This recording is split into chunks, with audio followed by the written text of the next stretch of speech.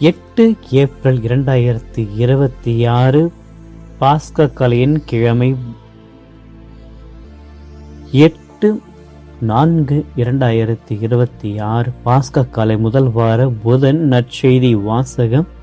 லூக்கா எழுதிய தூய நற்செய்தியிலிருந்து வாசகம். ஆண்டவரை மாட்சி உமக்கு.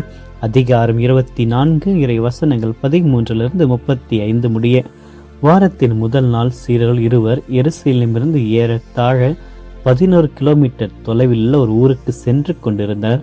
அவ்வூரின் பெயர் எம்மாவு. அவர்கள் நிகழ்ச்சிகள் அனைத்தையும் குறித்து ஒருவரோடு ஒருவர் உரையாடி கொண்டே சென்றார்கள். இப்படி அவர்கள் உரையாடி கொண்டும் வினைவி கொண்டும் சென்ற பொழுது இயேசு நெருங்கி வந்து அவர்களோடு நடந்து சென்றார். ஆனால் அவர் யார் என்று அறிந்து உணர முடியாதவாறு அவருடைய கண்கள் மறைக்கப்பட்டிருந்தன. அவர் அவர்களை நோக்கி, வழி நெடுகிலும் நீங்கள் ஒருவரோடு ஒருவர் பேசிக் கொண்டிருப்பது என்ன என்று கேட்டார். அவர்கள் முகவாட்டத்தோடு நின்றார்கள். அவர்கள் கிளையோப்பா என்னும் பெயருடைய ஒருவர் அவரிடம் மறுமொழியாக, எருசலேமில் தங்கி இருப்பவர்களுள் உமக்கு மட்டும்தான் இந்நாளில் நிகழ்ந்தவை தெரியாதோ என்றார். அதற்கு அவர் அவர்களிடம், என்ன நிகழ்ந்தது என்று கேட்டார். அவர்கள் அவரிடம், நாசரேத்து இயேசுவை பற்றியேதான் பேசுகின்றோம். அவர் கடவுளுக்கும் மக்கள் எல்லோருக்கும் முன்பாக சொல்லிலும் செயலிலும் வல்ல இறைவாக்கினராக திகழ்ந்தார். அவர் இஸ்ராயலை மீட்கப் போகிறார் என்று நாங்கள் எதிர்பார்த்து இருந்தோம். ஆனால் தலைமை குருக்களும் ஆட்சியாளர்களுக்கும் அவருக்கு மரண தண்டனை விதித்து சிலுவையில் அறைந்தார்கள். இவையெல்லாம் நிகழ்ந்து இன்றோடு 3 நாட்கள் ஆகின்றன. ஆனால் இன்று எங்களை சேர்ந்த பெண்களுள் சிலர் எங்களை மலைப்புக்குள்ளாக்கினர். அவர்கள் விடியற்காலையில் கல்லறைக்கு சென்றார்கள். அவருடைய உடலை காணாது திரும்பி வந்து வானதூதர்களை கண்டதாகவும் இயேசு உயிரோடு இருக்கிறார் என்று அவர்கள் கூறியதாகவும் சொன்னார்கள்.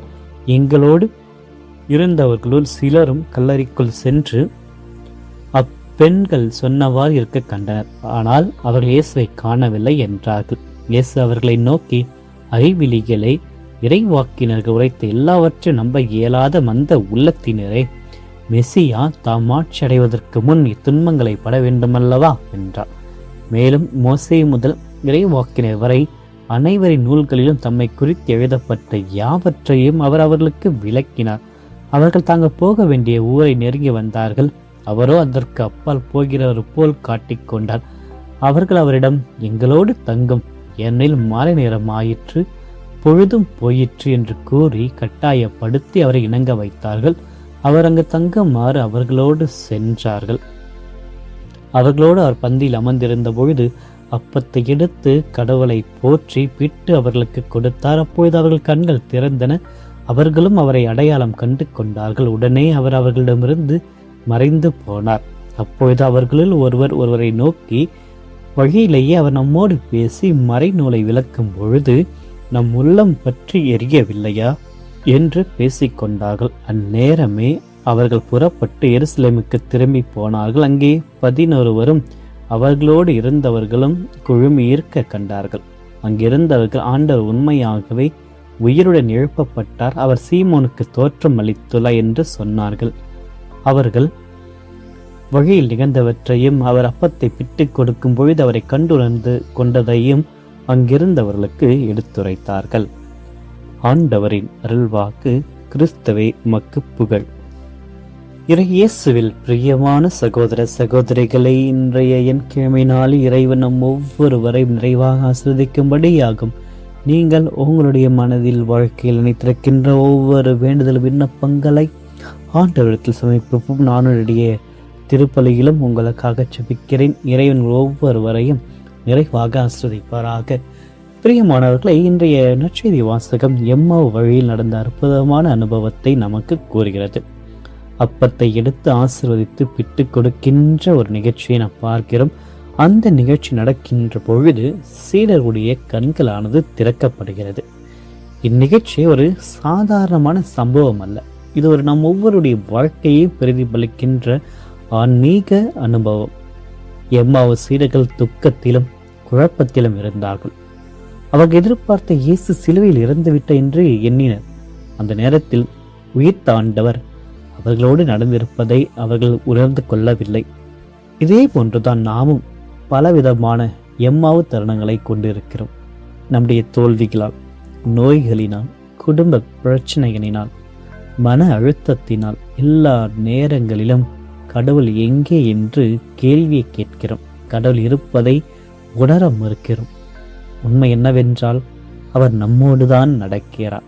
நாம் தான் அவரை காணாமல் இருக்கின்றோம். நம்முடைய கண்கள் மூடி இருக்கின்றது. ஆக இந்த ஒரு நிலை இந்த நற்செய்தி வாசகம் நாம் ஆண்டவரை கண்டு உணர அழைக்கிறது. சீடர்கள் இயேசுவை பார்க்கவில்லை. காரணம், இயேசு மாறிவிட்டார் என்பதற்காக அல்ல. அந்த பிள்ளைகளுடைய மனப்பான்பு, மன அழுத்தங்கள் தவறாக இருக்கிறது. நாம் பல நேரங்களில் வெறும் அதிசயத்தை மட்டுமே கடவுளை காண முயல்கிறோம். ஏதாவது நடந்தால்தான் கடவுளை நம்புவேன், பார்ப்பேன். பெரிய நிகழ்வுகள் மட்டும்தான் கடவுள் இருக்கிறார் என்று நம்முடைய தவறான கணிப்பானது இருக்கிறது. ஆனால் கடவுள் எளிமையானவர், எளிமையில் இருப்பவர். ஒரு நல்ல வார்த்தையில், ஒரு உதவி கரத்தில், ஒரு குடும்பத்தினுடைய அன்பில், தினசரி வாழ்க்கையில் நம்மோடு நடக்கின்ற ஒரு தெய்வம்தான் இறைமகன் இயேசு. அதை நாம் உணர வேண்டும், கண்டெடுக்க வேண்டும். அதற்கு இறை வார்த்தையும் நற்கருணை நமக்கு உதவியாக இருக்கிறது. இவைகள் நம்முடைய கண்களை திறக்கின்ற வழிகளாக இருக்கிறது.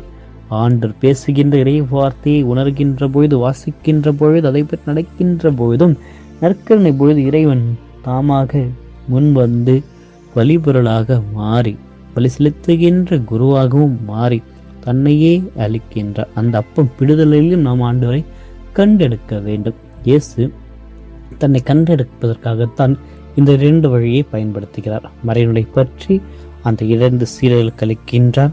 பிறகு மாலை நேரத்தில் அப்பத்தை பிடிக்கிறார். ஆக இறைவார்த்தையும் அப்பவும் சேர்ந்துதான் நம்முடைய கண்களை திறந்து இறைவனை கண்டெடுக்க உதவுகிறது. ஆகவே அப்பேற்பட்ட இறை வார்த்தைக்கு இன்று நாம் கவனத்துடன் செவி மடுக்கின்றோமா? அப்பத்தை உட்கொள்கின்ற பொழுது இயேசுவை உணர்கின்றோமா? நம் கண்கள் திறக்கப்பட வேண்டும் என்றால் இறை வார்த்தையும் அப்பப்பிடலும் நற்கருணை நமக்கு தேவையாக இருக்கிறது. சீடர்கள் இயேசுவை அடையாளம் கண்டதும் அவர்கள் உடனே எழுகிறார்கள். எருசலேமுக்கு திரும்பி போகிறார்கள். மற்றவர்களிடம் அவரை பற்றி அனுபவிக்கிறார்கள். உண்மையான கடவுளுடைய அனுபவம் என்னவென்றால், நம்மை மாற்றுகின்ற ஒரு சக்தி கடவுளுக்கு இருக்கிறது. நம்மை உற்சாகப்படுத்தும், நம்மை சாட்சியாக மாற்றும். எவ்வாறு சீடர்கள் ஆண்டவரை காண்பதற்கு முன்பாக ஒரு விதமாகவும் ஆண்டரை கண்ட பின்பு வேறு விதமாகவும் இருக்கிறார்கள். ஆக நாமும் ஆண்டரை காண வந்திருக்கின்ற நற்கருணையில் ஆண்டவரை தேட வந்திருக்கிற வாழ்க்கையில் ஆண்டவரை தேடிக்கொண்டுதான் இருக்கின்றோம். ஆண்டவரை கண்டெடுக்க வேண்டும்.